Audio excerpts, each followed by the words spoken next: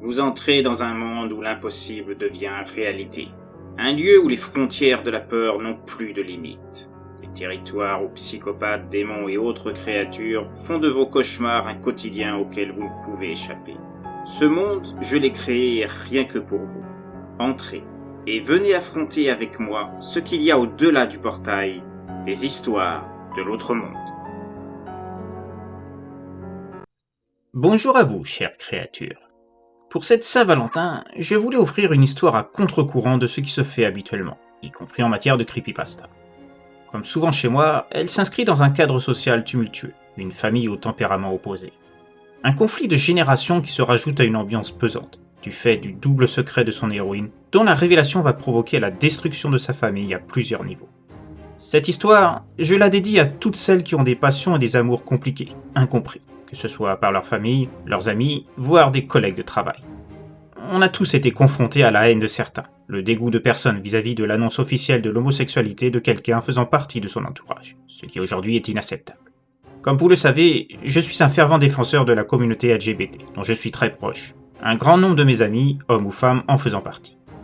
Donc, l'histoire particulière de Tsunako, je l'ai écrite spécialement pour tous ceux et toutes celles que je côtoie régulièrement à travers les réseaux, amis ou simples contacts, à mes collègues conteurs et conteuses, ainsi que les auteurs et autrices, afin de montrer aux autres que l'amour peut revêtir différentes formes, et c'est ce qu'il y a de plus beau.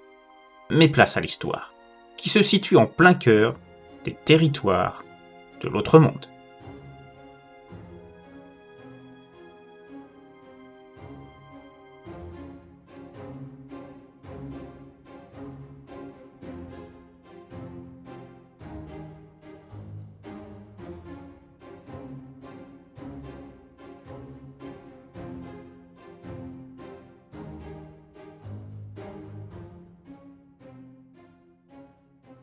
Celle qui aimait les morts. J'ai toujours su que ma sœur était un peu spéciale, aussi longtemps que je m'en souvienne. Mais je n'imaginais pas à quel point. Pas que ça me dérangeait, bien au contraire. Elle était même une sorte de modèle pour moi. Son côté rebelle, qui la faisait s'opposer en quasi-permanence à mes parents, dont les règles de vie quotidienne tenaient presque de la vie militaire, j'aurais tellement aimé avoir le même. Ne serait-ce que pour exposer mon point de vue sur certaines décisions injustes me concernant. Je n'ai jamais osé m'opposer à eux, à cause de mon jeune âge. Et aussi parce que je n'avais pas le même tempérament que Tsuneko, ma grande sœur. Ils étaient la barrière infranchissable, la limite à ma bravoure que je ne pouvais pas franchir. Mais pas pour ma sœur, qui les défiait sans cesse. D'abord par ses goûts vestimentaires, Tsuneko étant adepte de la mode des lolitas gothiques à un niveau très élevé, adorant se pavaner même dans la maison, juste pour énerver un peu plus mon père, un homme strict, qui avait transmis à ma mère ses dogmes de discipline, puis à son passé dans la marine japonaise et ayant participé à plusieurs guerres. Je pense que pour Tsuneko, c'était comme un jeu. Elle testait chaque jour la résistance de mes parents à supporter ses frasques, montant d'un cran chaque jour. Elle prenait plaisir à faire hurler sa chaîne hi-fi, passant de la musique métal à longueur de temps, quand elle n'était pas en cours. Et ce, parfois, dès qu'elle était levée. Sa chambre était à elle seule un temple de tout ce qui représentait la noirceur, la rébellion sous différentes formes, et la mort. Ça aussi, ça énervait beaucoup mon père, lui qui avait vu nombre de ses amis, de ses camarades tomber au front, devant ses yeux, occasionnant pour lui des traumatismes dont il n'aimait pas parler. Plusieurs fois, je l'ai vu pleurer devant la photo des hommes de l'unité qu'il commandait, du temps où il officiait encore, se cachant de nous. Sans doute pour ne pas montrer une faiblesse qu'il ne désirait pas étaler en public, afin de ne pas perdre la crédibilité face aux attaques incessantes de Tsunako. Il ne comprenait pas, et ma mère encore moins, que sa fille puisse vouer un tel culte à la mort. Elle adorait les films d'horreur, et avait une prédilection pour les tortures porn et les splatters.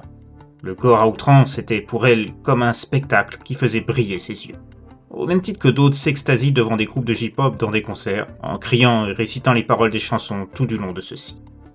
Elle avait une fascination à tout ce qui touchait de près ou de loin à la mort, et vivait en solitaire, y compris à l'école où elle étudiait. Toujours en retrait des autres, car elle leur faisait peur, parlant régulièrement de sacrifices, de sorcellerie, de rites sataniques, de corps éventrés, de cannibalisme et autres joyeusetés. Un comportement qui lui avait valu de nombreuses fois des avertissements de la part des professeurs qui se rajoutaient à son impertinence et des actes violents envers ceux qui avaient l'audace de se moquer d'elle ouvertement, et occasionnant parfois des blessures profondes à cause de ses ongles longs, qui ressemblaient presque à des armes, et dont elle aimait user envers ses détracteurs sans se soucier des conséquences. Plusieurs élèves portent aujourd'hui les marques sur leur visage des accès de colère de Tsunako, et l'évitent allègrement dès lors qu'ils l'aperçoivent sur leur chemin, comme si elle était une pestiférée qu'il ne fallait surtout pas approcher.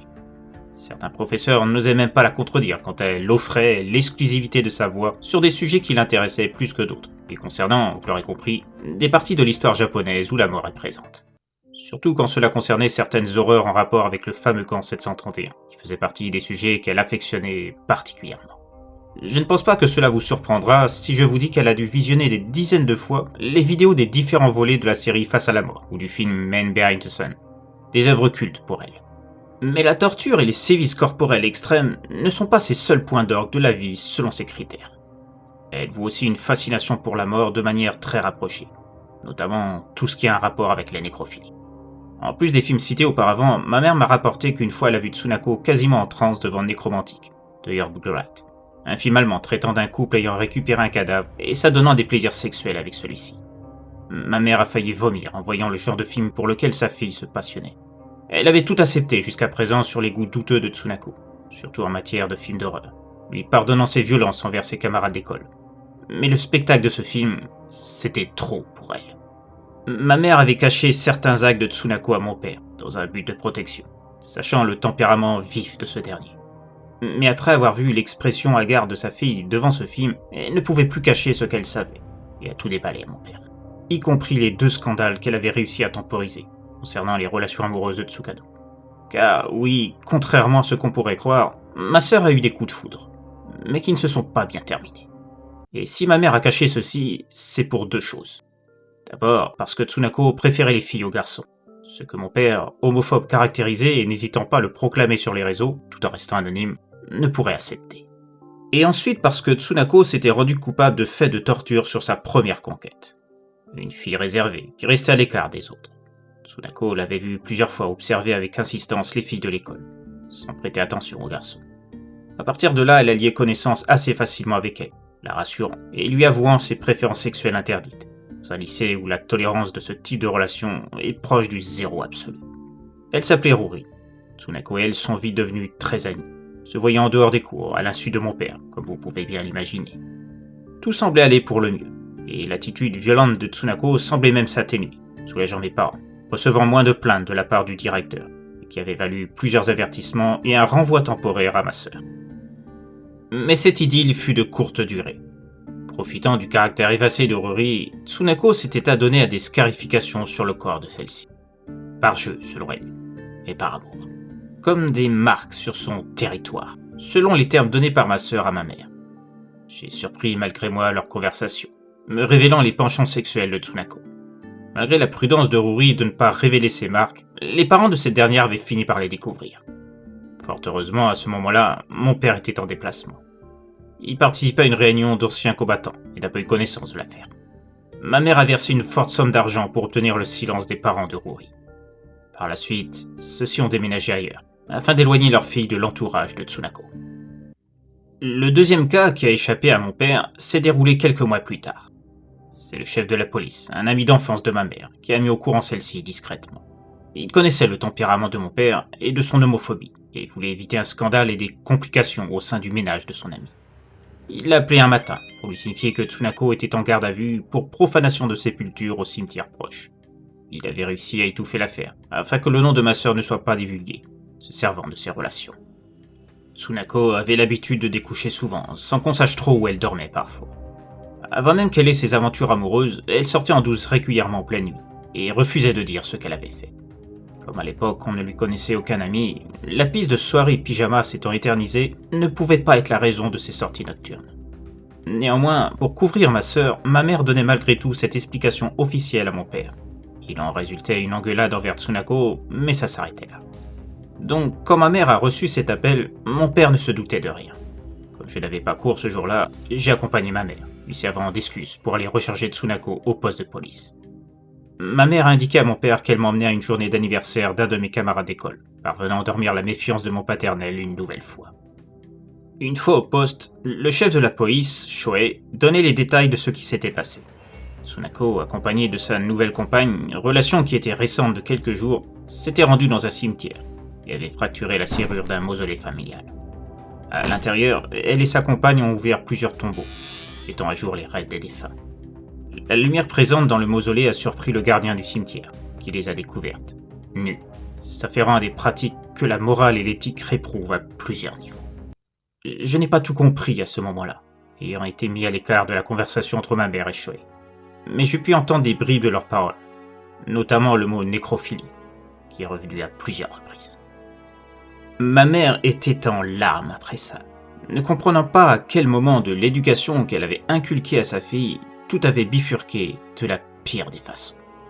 On m'a fait revenir près de ma mère juste après, en même temps que Tsunako, qui ne montrait aucun signe de culpabilité, ni de remords, sur les actes qu'elle avait commis, entraînant son nouvel amour naissant. Contrairement à Tsunako, et parce qu'il fallait livrer un coupable pour justifier de l'état des corps dans le mausolée, en réponse des interrogations de la famille, la compagne de ma sœur fut livrée en pâture à la presse et aux autres médias, provoquant la honte et le déshonneur de ses parents. Malgré la trahison, Ishika, la compagne de ma sœur, n'a jamais révélé qu'elle n'était pas seule dans le mausolée, indiquant qu'elle était la seule fautive. L'amour fait faire parfois des choses qui échappent à tout entendement. Ma mère pensait que cet épisode servirait de leçon à Tsunako, mais ce n'était qu'une étape, comme allait le révéler la suite. Quand elle a surpris ma sœur visionnant ce film, elle a donc craqué. Je vous laisse imaginer ce qui a résulté de cette triple révélation à mon père. J'étais dans la pièce à côté, et bien que la porte était fermée, j'ai tout entendu de leur conversation. Mon père a littéralement explosé de colère en découvrant les secrets de Tsunako. J'ai entendu le claquement d'une gifle, suivi de la chute d'un corps. Les insultes de mon père suivirent, pendant que ma mère en larmes tentait de le faire revenir à la raison. Ce jour-là, mon père a quitté la demeure familiale, expliquant qu'il était hors de question qu'il continue à vivre auprès de menteuses et de monstres, désignant ouvertement Tsunako, et rajoutant que désormais, il n'avait plus de fille. J'ai vu ma mère affalée au sol devant notre maison, pleurant toutes les larmes de son corps, demandant à mon père de revenir. Tsunako était mal à l'aise elle aussi. Elle a essayé de consoler ma mère, mais sa réaction fut violente à son tour, lui disant qu'elle était une erreur de la nature et qu'elle regrettait de l'avoir mise au monde, que jamais elle ne lui pardonnerait tout ça, l'invitant presque à quitter la maison. Après coup, ma mère s'est enfermée dans sa chambre, refusant d'adresser la parole à qui que ce soit. Même moi, j'ai essayé de lui parler. Elle m'a répondu en me demandant si moi aussi j'avais des secrets à lui révéler, si j'étais comme Tsunako, un monstre sous son toit. Des paroles très dures qui firent l'effet d'un couperet pour Tsunako. Nous partîmes le soir même de la maison, après qu'elle eut rassemblé des affaires, pour elle comme pour moi. On passa ensuite à la banque. Elle retira l'intégralité de ce qui se trouvait sur son compte, craignant que notre mère le bloque, nous laissant sans argent. Ce fut le début d'une vie nouvelle à plusieurs titres. Si, au début, nous vivions de l'argent récupéré du compte de ma sœur, celle-ci a ensuite trouvé un travail correspondant à son goût pour la mort, dans une morgue de la ville, après avoir réussi le concours d'entrée après des études accélérées pour apprendre le métier. Elle se chargeait de m'emmener à l'école. Ma mère a rempli toutes sortes de documents pour que Tsunako devienne ma tutrice légale, ne voulant plus entendre parler de nous. Mais ça ne s'arrête pas là. De jour, ma sœur travaillait, mais la nuit, ayant les clés de la morgue, elle se livrait à son plaisir coupable. Se refusant à tout tabou avec moi, elle m'a alors tout expliqué de ce qu'elle aimait, sa passion contre nature de la mort. Des morts, en fait. Elle me faisait promettre de n'en parler à personne, car cela aurait pour conséquence de nous séparer. Cette vie a ponctué notre quotidien pendant des années. Une vie durant laquelle Tsunako a aimé nombre de femmes grâce à son travail. Le jour, elle les embaumait, les préparait, ne s'occupant que des femmes, à sa demande auprès de ses supérieurs, sans que ceux-ci se posent la moindre question sur ses raisons. Il y avait un autre thanatopracteur au sein de la morgue, qui se chargerait des hommes. Comme Tsunako et lui ne travaillaient pas les mêmes jours, il n'y avait aucun risque que quelqu'un découvre le pourquoi de cette demande spéciale, de la part de Tsunako. Et la nuit, elle offrait son amour à ces femmes dont elle s'était occupée la journée, usant de prétextes de finition pour justifier de sa présence tardive. Ses patrons étant hautement satisfaits de ses services, ils n'ont jamais cherché à savoir les raisons exactes de ces heures supplémentaires, pensant que cela était propre au caractère perfectionniste de Tsunako. Pour ajouter à sa passion, elle filmait tous ses ébats avec ces inconnus dont la vie s'était enfuie de leur corps, se constituant une collection de vidéos unique au monde et dérangeante à souhait pour qui les trouverait. Mais Tsunako était aussi prévoyante. Sa collection était cachée au sein d'un coffre mural, dissimulé derrière un cadre comportant l'affiche de Nécromantique, lui-même ayant pour voisin d'autres affiches de films sur le même thème, comme pour déclencher une forme de dégoût à quiconque aurait l'idée de la soupçonner de ses ébats et cherchant une preuve. Elle se disait que personne n'aurait l'idée de s'approcher de trop près de l'image offerte de ces cadres, et ne pourrait donc trouver le secret qui se cache derrière. Avec les années, j'ai grandi. J'ai moi aussi trouvé un travail et volé de mes propres ailes, dans mon propre appartement. J'ai gardé le contact avec Tsunako. Elle me raconte ses aventures amoureuses, les spécificités de ses compagnes d'une nuit, sans omettre le moindre détail croustillant. Aujourd'hui, je lui ai demandé si je pourrais l'accompagner une nuit, par simple curiosité. À force de l'entendre parler de ses amours, de sa passion pour les morts, je crois que j'ai développé une attirance aussi pour eux. Je n'arrive pas à avoir de relation stable avec les filles. Je ne me sens pas à l'aise avec elles. Je ne ressens pas cette étincelle propre à toute forme d'amour, telle que l'on conçoit habituellement. Peut-être que je pourrais retrouver ça avec une autre forme de compagne.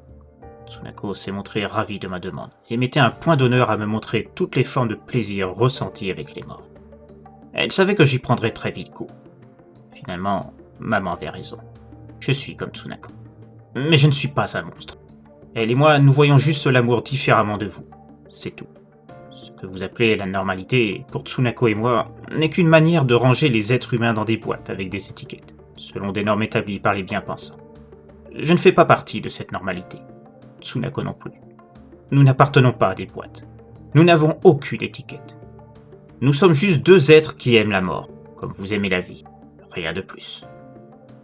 Comme l'indique le frère de Tsunako à la fin de cette histoire, ce que beaucoup appellent la normalité n'est qu'un simple mot, ne servant qu'à rassurer des gens qui ne comprennent pas certaines formes d'amour, d'orientation sexuelle, d'identité. Des personnes dont la mentalité est restée fermée, ancrée à une époque révolue qui ne devrait plus être. Mais les préjugés, les haines de l'autre sont tenaces. J'ose espérer qu'un jour ces rancœurs finiront par disparaître et que la vraie normalité n'existe plus. Ce n'est qu'une chimère. Nous sommes tous différents, à plusieurs niveaux. Nous avons tous eu des expériences propres, qui nous ont fait voir le monde autrement, qui nous ont fait voir nous-mêmes différents, découvrant que le sexe censé nous définir n'est pas forcément celui qui occupe notre esprit. Bien sûr, les personnes comme Tsunako sont une catégorie à part, mais elles existent. Ce ne sont pas des personnages créés par un auteur ou une autrice. Elles vivent cachées pour assumer leur passion spéciale, car la mort, aujourd'hui encore, reste un sujet tabou. Je tiens à préciser que même si j'ai écrit et raconté cette histoire, ce n'est pas pour choquer ou cautionner les actes nécrophiles. Cela reste une histoire. Et sans vouloir ouvrir de débat, le respect des morts est aussi important que les actes d'amour. Je ne suis pas là pour juger ceux qui s'adonnent à ces actes, ce n'est pas le propos de ces récits. Il n'est qu'un fond pour le véritable thème que sont les sentiments plus forts que la morale, l'éthique ou la compréhension des autres. Je finirai en souhaitant une très joyeuse Saint-Valentin à tous les amoureux et amoureuses du monde entier, quel que soit votre pays, votre race, votre genre ou votre orientation sexuelle. Soyez heureux tout le long de votre vie et vivez votre amour pleinement. Je vous dis maintenant à très bientôt pour une nouvelle histoire de l'autre monde.